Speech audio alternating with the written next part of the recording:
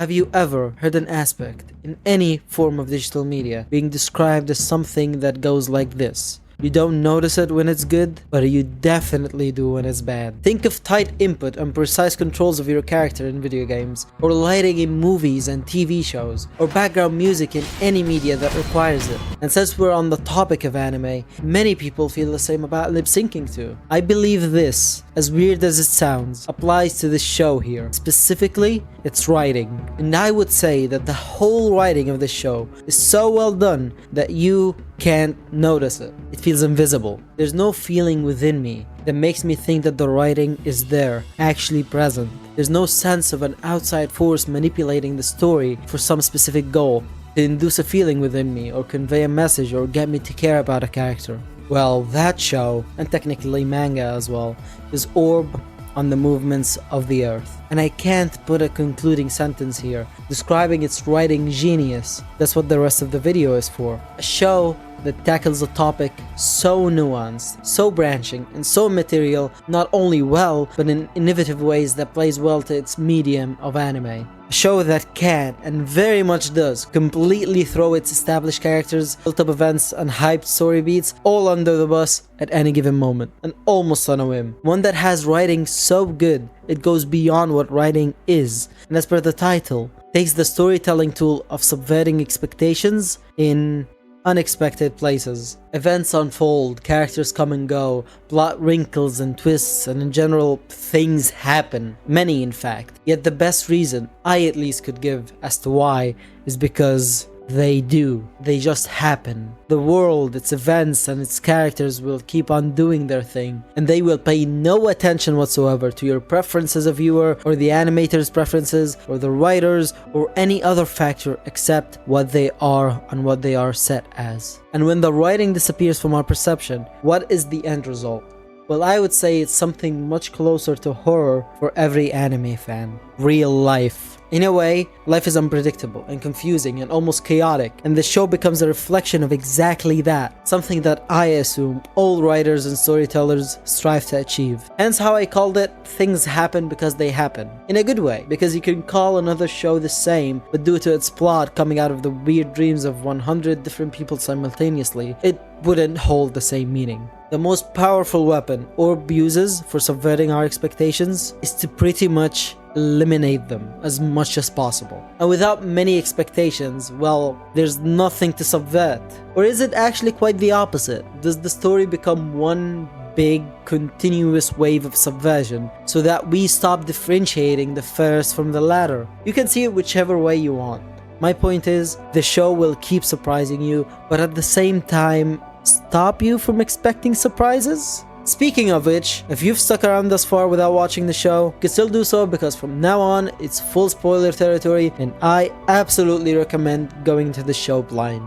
There's a lot, and I mean a lot, to praise about Orb in regards to how it structures itself and sets and plays with our expectations. Where each time the leading character dies and a new act starts, I would be convinced that that was the last time, and things will continue from here on till the end. And when the show goes and surprises me yet again, I'd usually fall on the other end, thinking the arc would end prematurely, that this is the moment where they die. I'm being kept constantly on my toes and left dangling and swinging between the different options and directions the show could go. First, each and every leading character we are presented with are crafted so well, with their own nuance, personality, and peculiarities. Each and every one of them can lead their own anime with the depth they have, yet the show has no qualms at letting them go, despite the investment and build-up of us getting to know them, which means that killing them off becomes more unpredictable. And honestly, killing them off does not feel like the appropriate term here. It means the writer killed them for almost an ulterior motive or goal, to purely serve a purpose as a writing tool. And while of course that's still the case somewhat, here it feels like they died more naturally, smoothly. Another thing that was meant to happen, feeding into everything I've talked about so far. I think this shows really well in Rafal, which is framed as what I would call a very typical main character for such a show like this, at least when we're starting it. An anime about science, In that specific period where oppressive religion reigned and science has yet to fully spread its wings, an overly intelligent and different from the pack type of character is surely a fitting protagonist for this, with lots of great potential plot points that we can already imagine happening, and there he goes.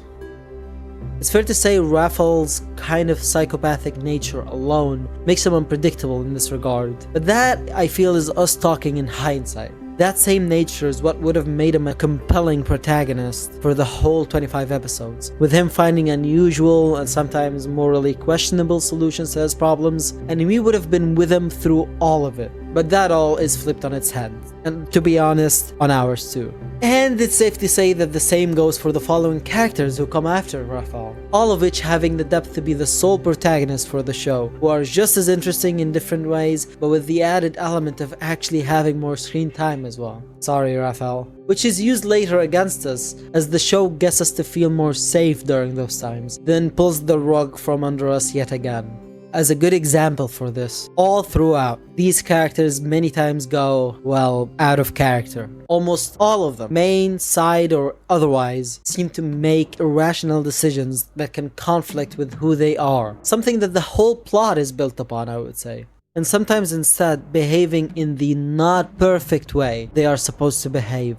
Meaning when they're sad, they won't say the exact perfect thing that conveys them being such, nor when angry or confused and so on. They talk like we do. We come up with ideas and start poking around them as we speak, and we tend to not structure our words and sentences in perfect order. And that makes them better characters that are their own beings, making decisions and taking actions that might seem weird to us at first, and speaking in ways that might not be the most clear and concise there is, but that's the essence which elevates them and allows them to surprise us and yet again subvert our expectations. There's a lot of moments they go through that reinforce the point of how things just happen, and in the way they occur surprisingly and irrationally. More often than not being based on a split-second decision, for which no right answer was immediately available, which again enhances how characters act like real people. Raphael's actions and abrupt suicide is one, or Potocki giving up Raphael in the first place. Then how Oxy and Grass's lives change, and in the latter's case ends soon after, because of on-the-spot decisions. Badani saving Oxy's eye and sacrificing the materials despite knowing they'd die either way. Schmidt going immediately back on his decision to not proceed with Draka's plan, even while having the majority vote and what they deem as God's favor, something Schmidt values a lot, through the coin flip, which on its own was an almost irrational and uncharacteristic action for Draka. Don't get me wrong, all these decisions had reasons for them, some more obvious than others, but they rarely, in my opinion, push the needle for the character to act that way, in a way that defies their usual selves and their core beliefs, and in turn what we expect them to do. And just like the characters, complementing the subversions are the plot which keeps moving in directions opposite what we think each and every time, how the show deliberately sets the mood, the way we are visually shown scenes, how the dialogue hints at things that later eludes us and tricks us, and all the external events that affect the world in ways that are all but unpredictable. And there's the magic word here. We as viewers, after time and time and time again of us anticipating that the story will go one way and then it goes the other and getting hit once again with a direction change, after us understanding that this story will do its thing and it kind of doesn't care about you, well, you stop having expectations in the first place, as it becomes more and more futile to do so. Yes, it's always nice to try and theorize future events within a show, but for me at least, I can look back and feel myself subconsciously giving up when I realized how non-deterministic the nature of this show is. Slowly but surely, I was turning less and less from an anime watcher, feeling sad for deaths, tense for high-stakes moments, and hyped for the wins of each character, and more into a spectator, neutrally witnessing things unfolding. I can say it is akin to reading history. It can be exciting and enthralling, absolutely, but more often than not, you are just there knowing what happens and what has happened, which clearly resembles and aligns with the themes of the show and plays well into its nature and story. What reinforces this is that Orb doesn't follow most, if not all of its medium's typical stories or plot points or themes or character tropes or even their names and the way they speak. While yes, that alone can get the show to stand out of its sheer novelty, but it additionally plays into its subverting of our expectations because it gives you little to nothing to base your expectations on, making you vulnerable and easy prey for its story, especially if you're jumping in blind. Or being unusual from other anime is highlighted doubly so for its structure as an anime as one that features multiple protagonists throughout its runtime. While they would be the center during their arc, it's mostly the overarching plot progressing that is in full focus. Again, akin to history somewhat, this allows the show to present so many ideas, yet still managing to be cohesive with none of them feeling rushed. Despite the story jumping from one character to the next, and it does it with incredible pacing. I mean, there are certain anime that spend their whole runtime hammering home a single idea or message. That message could be deep, don't get me wrong, even if it usually isn't, but Orb's sheer amount and depth of each of its ideas is baffling. At least one is bound to resonate and connect with you on a deeper level. These themes it dwells on aren't something simplistic like being good in an evil world, or the bleakness of it, or how through willpower anything can be achieved, or many others seen over and over again. They're highly philosophical, and many of them aren't even solid enough to give you the message, but it instead only nudges you to contemplate it on your own. Even the characters do that, because they don't know where they stand and what their thoughts on these ideas, and that's a very fitting approach for their presentation. And it goes without saying that the show and its themes, deviating from what's popular in this medium, is prime environment for subverting your sweet expectations and giving you an experience that has actual surprises, not ones we can pretend we are surprised by. But it goes even further than that, as Orb utilizes a lot of technical directions, tools, and choices to stand out from the crowd of not only similar anime, but more generally stories and storytelling tropes that we've been seeing over and over again. And the great thing is, it works really well with the type of story it's trying to tell. For example, we see Noak having multiple opportunities to know about how Yolanta had escaped and wasn't dead this whole time. From the moment he was told the news, being told about the characteristics of the heretic liberation leader, to literally witnessing her moment of death briefly, and the show deliberately emphasizing that moment. And even to his final confrontation with Draka and Antoni, frankly the only two people remaining who know about Yolanta now. And he even mentions his daughter as he talks to them. Yet it just so happens that at each and every opportunity, despite how the anime has led us all this time, it just does not seem to happen in the end. Another one that I felt is how the show frames Draka as what would really carry the conclusion of the show here. With her having the book memorized, the only trace of the thread we've been following throughout the whole show, and her memory alone, as well as her backstory and the plan to save her on the sacrifice of everyone else. But I fell for it again. Instead, it concludes with this guy that is in the opening for a whole 2 seconds, shown from his back no less, which was something I slightly questioned, but it turns out Albert is the finale character. And can we just give a quick round of applause to shows that don't spoil their whole freaking plot in the opening, but still connect everything together in it so that you go, oh my god, it's been there all along, which is how openings are supposed to be in the first place. And is another point to add to the subverting of expectations of the show, because the opening gives you none. Furthermore, Orb disregards the exaggeration that is usually present in shows where things are overly dramatized for the sake of dramatic effect with no second thought. Not saying that stuff's bad, but it definitely helps make the story more grounded and realistic. And yet again reinforces how things happen just because they do. There's no extra emphasization on this moment to elicit us to be hype or sad or tense, just the moment itself. This would include no exaggerated dialogue, the characters don't yell at each other in the usual anime fashion, arguments don't involve an extremely high amount of emotion, body movement, betrayals, decisions, key events are all shown just as they are. And hey, to be honest, I like that stuff. It's a big reason why I watch anime, for those intense emotions. But here, it only complements the show and its nature that they are not present.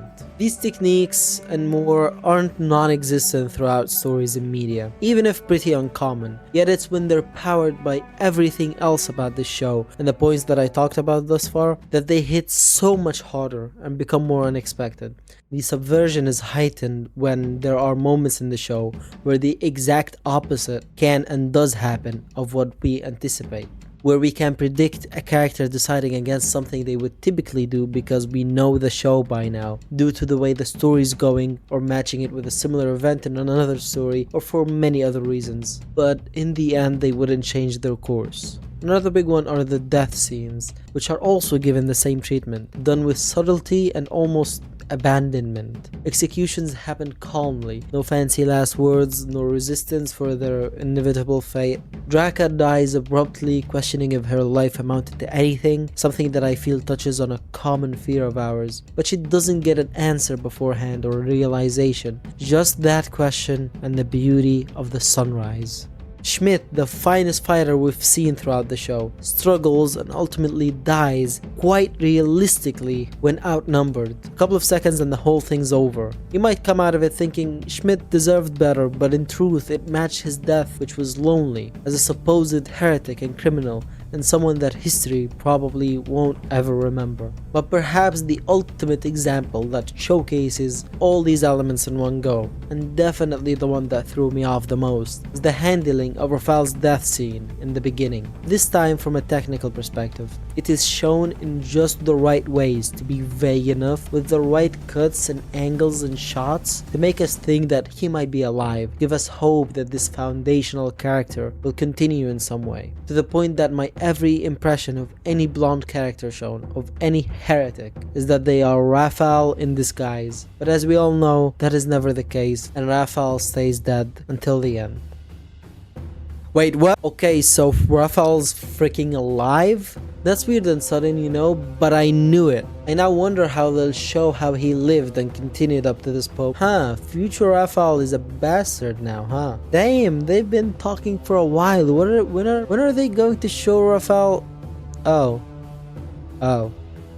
The last two episodes are some of the greatest here, and this part is one of the best. It literally was a subversion of the subversion of our expectations. Or maybe the subversion of the subversion of the subversion. Or maybe the subversion of the subversion of our subverted expectations. That's the thing. After the show gives us what we wanted, Rafal being alive, which we slowly gave up on, yet never confirming or committing to it fully, as far as I know. We are left speechless. I didn't even know what to think. To this point, I don't know if Rafal was actually canonically alive or not, but I don't think that's the main takeaway here. I think that it instead shows us that whether Albert's teacher was actually Rafal or just generally someone on his side similar to him is just as susceptible to be the villain in different circumstances. Just like Noak was the villain here, and honestly how much of a villain he is to be argued. The other side, the opposing side of the fight that started all the way at the beginning of the show, between Noak and Rafal, between faithful belief and doubtful truth, could have just as much have become a villain of their own. And I find beauty in that, especially with how the concluding episodes tackle the very idea between doubt and belief. It leaves us doubting all the events that happened, doubting if the way things went were moral, logical, or even real. That also makes us consider what could have been, and how it never really is black and white. Yet again, that's just my interpretation of it that I wanted to share, and I'm very sure others could have gleaned different things from it.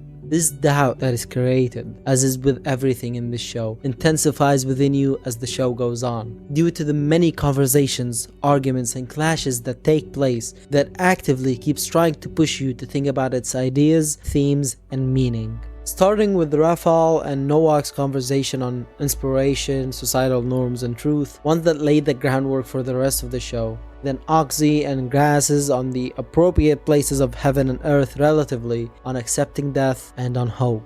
Bereni's on Oxy's on legacy, doubt, and the passing of knowledge. Draka and Schmidt on faith, fate, and conviction. Albert and the Confessors on belief, doubt, and the surprisingly not contradicting duality of them. And finally, Albert and Rafal's on curiosity and purpose. And more weaved through, none painted in black and white, instead only getting you searching for answers. subconsciously expecting and awaiting the show to give you them. Yet it goes again against the grain of your thought, giving you the opposite of what you want. More questions, more ideas. And I definitely think the show deliberately pairs in each arc characters with conflicting ideals and ways of thinking, not only to keep us engaged with the tension, but as another integrated tool to push us to think about the ideas presented. And when these conflicting ideas are not presented in black or white, but are all in that gray area where nothing can be labeled as fully right or wrong, truth or heresy,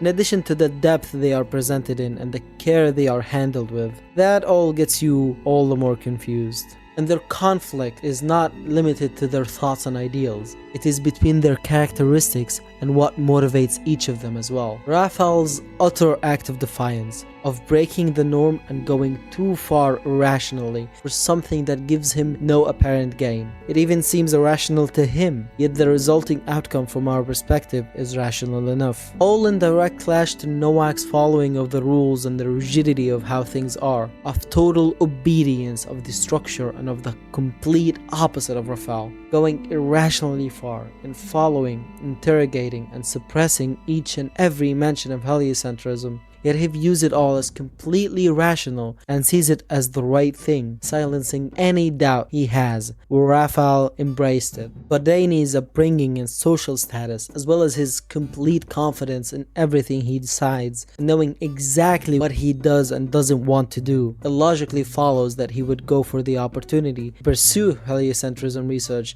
the moment it presents itself. He has everything to gain. Oxy, on the other hand, and I bet you felt this too, seemingly had nothing to do with the research. He himself asked multiple times, what does he benefit from all this? And yes, in the end, he was just as important. But the point is, his whole life seems to have went like this, going with the flow and being content the way it is, no other motives whatsoever. The opposite of Badani. There's clear contrast between Draka and Schmidt as well. Sure, one was motivated by profit and the other by, well, a lot of things, but let's say fighting what he doesn't believe in, for one. The size, importance, and complexity of both are arguably different, but the real, vast difference is the source of their motivations, as Draka's comes from trauma and external factors, while Schmidt's are much more internal, as far as we know, from complete faith in his beliefs, as well as hatred for whatever and whoever opposes them. Yet both show up with their convictions being just as strong, a concept that the arc emphasized a lot, and I believe that deep clash is one reason why. And to complete all that, the conflict within the self of each and every character. Raphael's major life-altering events that conflict with his desires and plans, Oxy's view of earth and heaven, his line of work and what he wants to do, Count Piast's lifelong nagging doubt that he suppressed,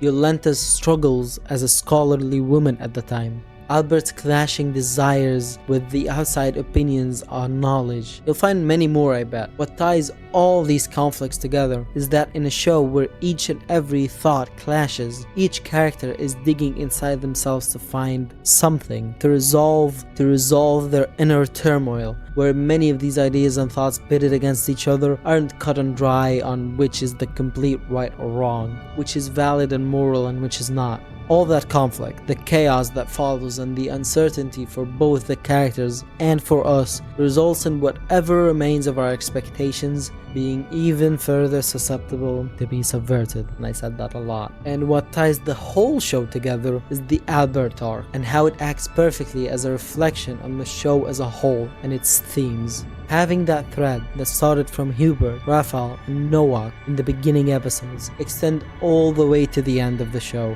is masterful. And again, having the arc emphasize how doubt and belief can work in tandem to reach truth, and also inducing in us the ability to think on what to believe and what to doubt in all the events that happen in the show, is a great way to end everything. And was this thread really heliocentrism? Was that what the show was about? I would say no. It's a fitting theme and tool for the show to convey its many messages and concepts and meanings. And what I think supports that is that the conclusion to heliocentrism, the actual publishing of the theory, happens off screen. We don't get to see the results at all. And Albert ends up being another continuing part of the thread, not its end.